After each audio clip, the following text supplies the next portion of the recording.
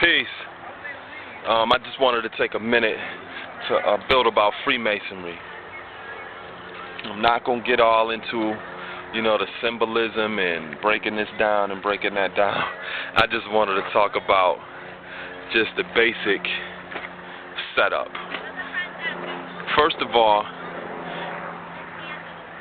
it's considered a secret society,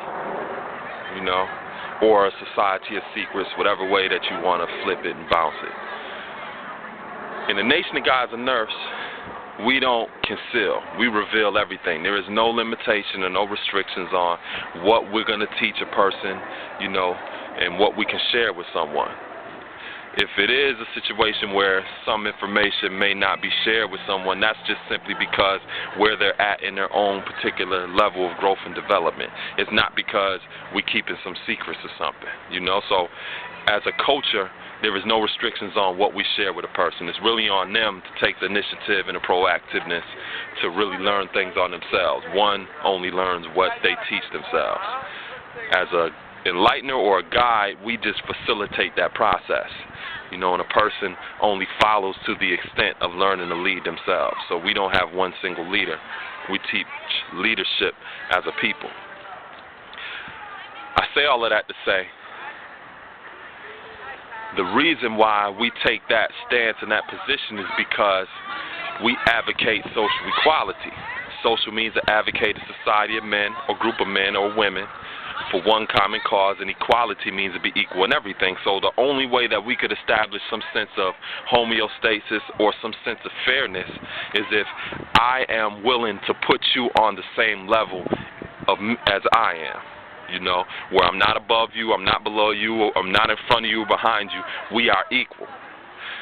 When it comes to Freemasonry, the fact that that is a secret society or a society of secrets, a person who is a part of that order is restricted of sharing certain information with people who are on the outside, whether that's handshake, signs, and symbols, or whether that's their code book, or whether it's their Masonic Bible with certain information in there, or whatever. There's certain things that Freemasons cannot share with people who are not members of the lodge.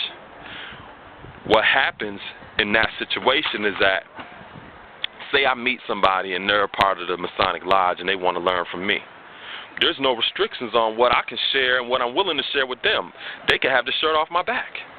But when it comes to them, because of some oaths that they've taken and, they've sworn not to reveal certain things, no matter how insignificant they may consider it to be, or how trivial some of that information is, the fact is they can't share certain things with me. So what happens is I am willing and capable of putting in overtime when they could only do a part-time job or have a part-time relationship with me. I could share any and everything with them, but they can't share any and everything with me. No matter how cool they are, no matter how good of a person that they are, no matter how committed they are to the community, it doesn't matter. The reality of it is, unless I am a member of their lodge, there's certain things that by an oath of secrecy that they can't share with me. So what happens is it sets up a dynamic where that is a level of inequality. That could never be a relationship of social equality because, first of all, you're not advocating for the same one common cause. And that one common cause is I can teach and do my duty as a civilized person to teach you knowledge, wisdom, understanding, cultural refinement, and how not to be a savage in pursuit of happiness. But that person cannot share their duty fully with me because I'm not a Mason. So that poses a problem. Like I said, it doesn't matter how nice that person may be, how cool they are, whatever. There's certain things that they just can't do for you unless you are one of their lodge brothers. But if you are one of their lodge brothers, then yeah, they can talk to you and deal with you on the same level. But if you're not, there's just things that they can't share with you, so that cannot create a level of social equality. So that, like I said, it poses a problem with the way in which we teach and implement this culture, because we advocate social equality. So, I just wanted to actually point that out. Like I said, I'm not going to get all into the symbolism and this, that, and the third about Freemasonry, whether it's good or bad or whatever. All I know is If me and you want to have a relationship, and I can share and do any and everything for you, but you can't share and do any and everything for me, that's not fair. It's not equal, so it can never really be social equality. And I'm not saying that they're keeping you apart because they don't want you to know how filthy they are in all their affairs. The reality is that is a clandestine setup within itself. It's a clandestine setup, and there's things that you are withheld from knowing, whether it's good or bad. So it doesn't work in your favor just simply because it's set up that way.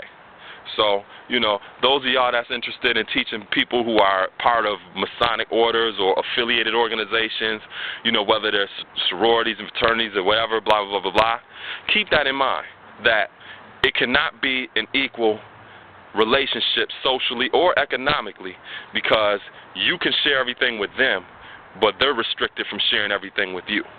Unless they do want to pass you their code book or, let you thumb through their Masonic Bible or share with you any other information that they got while they was members of the lodge. But, that's something that y'all need to consider when it comes to building with people who are members of these secret societies or societies with secrets. Because we ain't got no secrets. Peace.